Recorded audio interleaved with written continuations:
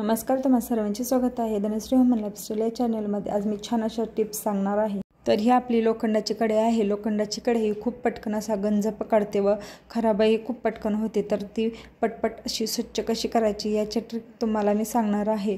आपण वेगवेगळे आयटम त्यावरती ट्राय करतो, तर अगदी घरातीलच एकच वस्तू आपण स्वच्छ करणार आहे। तर इथे मी पितांबरी घेतलेली आहे। तर पितांबरीने आपण पटकन अशी स्वच्छ करणार आहे। तर पहा, पितांबरी तर सगळ्यांच्याच घरी अवेलेबल असते। तर अशा प्रकारे घेऊन मी ती थोडेसे पाणी घेऊन व एका सॉफ्ट ग्लास स्क्रबच्या साह्याने ते स्वच्छ करणार आहे।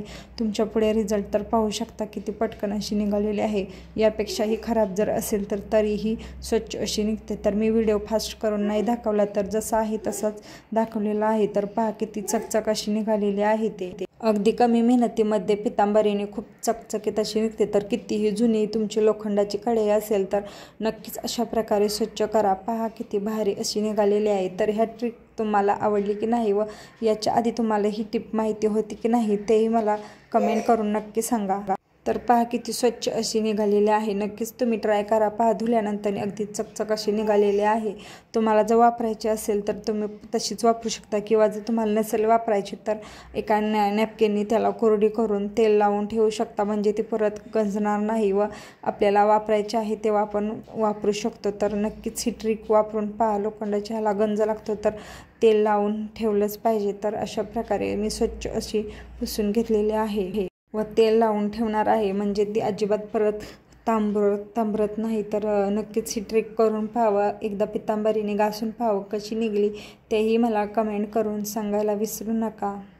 त्यानंतरची टिप आहे आपली ही प्लॅस्टिकच्या बॉटलची झाकणं असतात, तर ते आपण काहीच उपयोगाचे नाही म्हणून फेकून देतो। तर मी तुम्हाला त्याचे एक जबरदस्त असं ऑर्गनायझेशन कसं करायचं ते तुमच्याबरोबर शेअर करणार आहे। तर अशा प्रकारे चाकूच्या साह्याने किंवा मग कात्रीच्या साह्याने व्हिडिओ दाखवल्याप्रमाणे कट मारून घ्या। प्लॅस्टिकचे बॉटल अगदी हलके असते तर ते पटकन असे चाकूच्या साह्याने कापलं जातं। तर पहा, अशा प्रकारे व्हिडिओ दाखवल्याप्रमाणे वरती आणि खालच्या साईडला कट मारून घ्यावे। पहा, अशा प्रकारे दोन्ही साईडला कट मारून घ्यावेत व अशाच प्रकारे आता मी सर्व झाकणांना कट मारून घेणार आहे। आपण शुल्लक म्हणून ही झाकणे फेकून देतो, तर त्याचा खूप छान असा DIY मी तुमच्याबरोबर शेअर करणार आहे। यापुढे तुम्ही झाकणं अजिबात फेकून देणार नाही। तर अशा प्रकारे ऑर्गनायझेशन म्हणून उपयोग करू शकता। त्यानंतर मी ते डबल टेप घेतलेला आहे। तुम्हाला डबल टेप वापरायचं नसेल तर तुम्ही ते फेविक्विकही वापरू शकता। तर झाकणाच्या साईजमध्ये मी त्याचे तुकडे करून घेणार आहे व हे तुकडे आता आपण झाकणाला लावूया। अशा प्रकारे झाकणाच्या मागच्या साईडला आपण ते डबल टेपचे तुकडे लावून घेणार आहोत। सर्व झाकणांना डबल टेपचे तुकडे लावलेले आहेत। चला तर आता काय उपयोग करायचा ते मी तुम्हाला सांगते। तर बाथरूममध्ये आता मी हे त्याचा डबल टेपचा मागच्या साईडचाही भाग काढून अशा प्रकारे चिकटून देणार आहे। तर याचा उपयोग आपण ब्रश ठेवण्यासाठी करणार आहे। तर जर तुम्हाला एकत्रच ब्रश ठेवायचे जर आवडत नसतील तर तुम्ही अशा प्रकारे सेपरेट ब्रश होल्डर तयार करू शकता। तर पहा, आहे ना खरंच सोपा व अगदी छान असा उपाय। तर नक्कीच करून पहा। अशा प्रकारे आपण सेपरेटली आपला ब्रश ठेवू शकतो व कमी खर्चामध्ये आपला ब्रश होल्डरही तयार होतं। तर नक्कीच करून पाहावं। तुम्हाला ही टिप आवडली की नाही तेही मला नक्की कमेंट करून सांगा। करण्यासाठी तर सोपेच आहे व खूप छानही आहे। तर नक्कीच ही ट्रिक नक्की करून पहा। त्यानंतरची टीप आहे, आपण ऑमलेट करताना मसाला टाकला व मीठ टाकले तर एकाच साईडला जाते, तर ते तसे होऊ नये व एकसारखे असे ऑमलेटमध्ये मीठ मिक्स कसं करायचं व मसाला मिक्स कसा करायचा याची ट्रिक सांगणार आहे। तर कांदा व टोमॅटो किंवा मग कोथिंबीर काय असेल ते आधी चिरून घेऊन त्यावरती मीठ मसाला टाकायचा व तो सर्व कांदा व कोथिंबीर व टोमॅटो याला सर्व मीठ मसाला लागेल अशा पद्धतीने मिक्स करून घ्यायचा, म्हणजे तो आपण नंतरने अंडं फोडल्यानंतरने अंड्यातही एकसारखा असा पसरला जातो। तर एका साईडला अजिबात त्याच्या गुठळ्या मसाल्याच्या गुठळ्या होत नाहीत किंवा मग मिठाच्या गुठळ्या राहत नाहीत। तर सगळीकडे तो छानपैकी ऑमलेटमध्ये मसाला व मीठ पसरून जातो। तर ही ट्रिक नक्की करून पहा। ऑमलेटमध्ये तुमच्या कधीही मसाल्याच्या गुठळ्या व मिठाच्या गुठळ्या लागणार नाही व मसाला एकसारखा असा आपल्या ऑमलेटला पसरला जातो। तर नक्कीच ही ट्रिक करून अशा प्रकारे तुम्ही ऑमलेट करू शकता।